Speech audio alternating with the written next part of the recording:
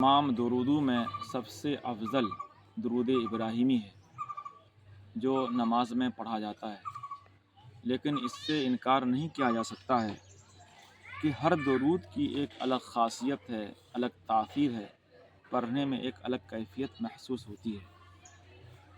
درود ابراہیم میں لفظ محمد سے پہلے سیدنا کا اضافہ کیا جائے یا اضافہ نہ کیا جائے، اس سلسلے میں فقہائے کرام کا دو نظریہ ہے۔ صاحب در مختار کا نظریہ یہ ہے کہ اس میں رسالت سے پہلے یعنی لفظ محمد سے پہلے سیدنا کا اضافہ کرنا مستحب ہے۔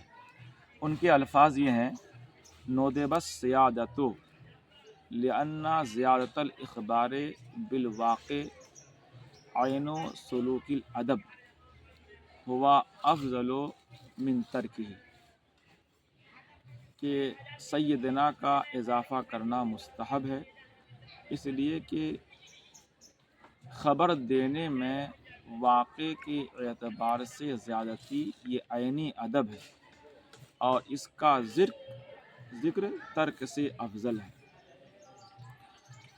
علامہ شامی نے اس کے تحت میں بھی علماء کرام کی ایک جماعت کی رائے یہ بتائی ہے کہ سیدنا کا اضافہ کرنا اس جماعت کا نظریہ ہے۔ دوسرا نظریہ اس کے برخلاف ہے کہ سیدنا کا اضافہ کرنا مستحب نہیں ہے۔ یہ نظریہ صاحب طحطاوی علی المراقی کا ہے۔ انہوں نے یہ لکھا ہے حافظ ابن حجر عسقلانی رضی اللہ تعالیٰ عنہ کے حوالے سے کہ ان اتباع الآثار الواردۃ ارجح، کہ آثار واردہ کی اتباع اور پیروی یہ زیادہ راجح ہے۔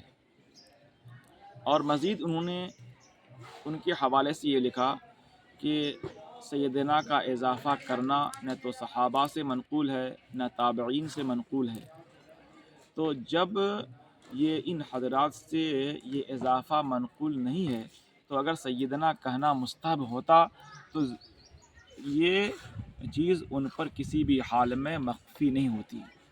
آگے ایک بہت ہی پرلطف بحث انہوں نے لکھی ہے کہ یہ مسئلہ ایک اصولی مسئلے سے زیادہ قریب ہے۔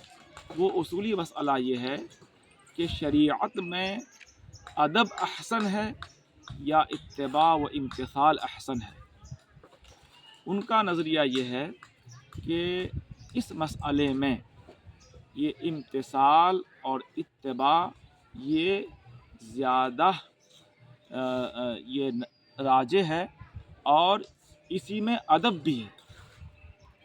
فقیر دونوں نظریے کو بنظر غائر دیکھا تو اس نتیجے تک پہنچا کہ دونوں نظریے کی بنیاد ادب پر مبنی ہے، یعنی صاحب در مختار نے جو سیدنا کا اضافہ کرنے کو مستحب کہا ہے اس کی بنیاد بھی ادب ہے، اور صاحب طحطاوی نے جو سیدنا کے اضافہ نہ کرنے کو مستحب کہا ہے اس کی بنیاد بھی ادب پر مبنی ہے۔ فرق یہ ہے کہ ایک کا ادب ظاہر سے متعلق ہے اور ایک کا ادب باطن سے متعلق ہے، مگر دونوں کا نظریہ ادب پر مبنی ہے۔ یہ اور بات ہے کہ ماضی قریب کے مفتیان عظام نے درود ابراہیمی میں لفظ محمد سے پہلے صلی اللہ علیہ وسلم سیدنا کے اضافے کے استحباب کا فتویٰ صادر فرمایا ہے۔ یہ بات واضح رہنی چاہیے کہ جس قول پر بھی عمل کیا جائے تو یہ نہیں کہا جا سکتا کہ فلاں نظریے کے مطابق انہوں نے استحباب کا ترک کیا تو اس سے کراہت لازم آ گئی، ایسا نہیں۔ استحباب کے ترک سے کراہت لازم نہیں آتی ہے۔ یہاں پر ایک پرلطف بات یہ ہے کہ صاحب در مختار نے بھی اور صاحب طحطاوی علی المراقی نے بھی بربنائے ادب سیدنا کے اضافہ کرنے کو اور اضافہ نہ کرنے کو مستحب قرار دیا۔ اس سے یہ معلوم ہوا کہ دین اسلام میں ادب کا کتنا بڑا مقام ہے۔ ہم تو یہاں تک دیکھتے ہیں کہ دین اسلام میں ادب کا اتنا بڑا مقام ہے کہ ادب کا اظہار یہ محتاج حکم نہیں ہوتا، بلکہ ادب کا اتنا بڑا مقام ہے کہ اگر نص بھی اس کے خلاف ہو تو ادب کے اظہار ہی کو ترجیح دی جائے گی۔ ہم دو حدیث کو بعد میں ذکر کریں گے، اس سے پہلے ایک بات ذکر کرتے ہیں کہ ادب کا اظہار کے لیے نہ تو قرآن کی آیت کی ضرورت ہے نہ تو حدیث کی ضرورت ہے۔ حضرت امام مالک رحمۃ اللہ تعالی علیہ کے پاس جب کوئی شخص حدیث پاک سننے کے لیے آتا تو آپ غسل فرماتے، پھر عمدہ کپڑا پہنتے، خوشبو لگاتے، پھر تخت پہ بیٹھتے، یعنی اس قدر اہتمام کے ساتھ آپ حدیث پاک کا درس دیتے۔ مجھے کوئی بتائے کہ کیا قرآن پاک کا ایسا کوئی حکم ہے کہ حدیث کا درس دینے کے لیے اس قدر اہتمام کیا جائے؟ کیا کوئی حدیث ایسی ہے کہ حدیث پاک کا درس دینے کے لیے اس قدر اہتمام کیا جائے؟ کیا حضور اقدس صلی اللہ تعالی وسلم نے اس کا حکم دیا؟ ہرگز نہیں۔ بس امام مالک رضی اللہ تعالیٰ عنہ کے دل میں حدیث کی عظمت تھی، جس کی بنیاد پر حدیث کے درس کے لیے انہوں نے اس قدر اہتمام کیا۔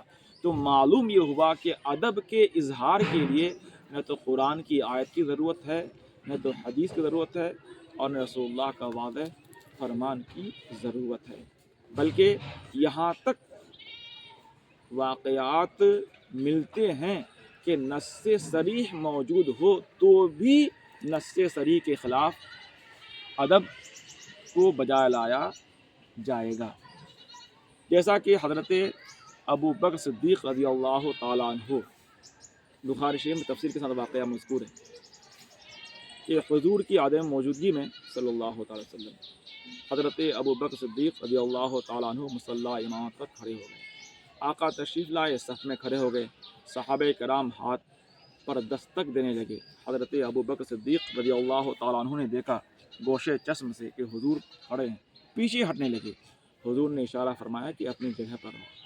حضرت ابو بکر صدیق نے ہاتھ اٹھا کر اللہ کا شکر ادا لایا اور اس کے بعد مصلی امامت سے آپ صف میں تشریف لے کے آئے اور حضور آگے بڑھ گئے اور پھر نماز پوری ہو گئی تو حضور اقدس صلی اللہ علیہ وسلم نے ارشاد فرمایا کہ ابو بکر، جب میں نے تجھے کہہ دیا تھا کہ نماز پڑھاؤ تو تم نے نماز مکمل کیوں نہیں کی؟ تو عرض کیا کہ یا رسول اللہ، ابو قحافہ کے بیٹے کی کیا مجال کہ حضور کے رہتے ہوئے نماز پڑھائے۔ اسی طرح سے حضرت علی رضی اللہ تعالیٰ عنہ صلح حدیبیہ کے موقع پر صلح نامہ لکھ رہے تھے، صلح نامہ کی سرخی لکھ رہے تھے، ھذا ما کاتب علیہ محمد رسول اللہ۔ کفار کے نمائندوں نے کہا کہ اگر ہم محمد کو رسول مان لیتے تو پھر جنگ ہی کس بات کی، لہذا اس لفظ کو مٹا دو، اس کی جگہ محمد ابن عبداللہ لکھو۔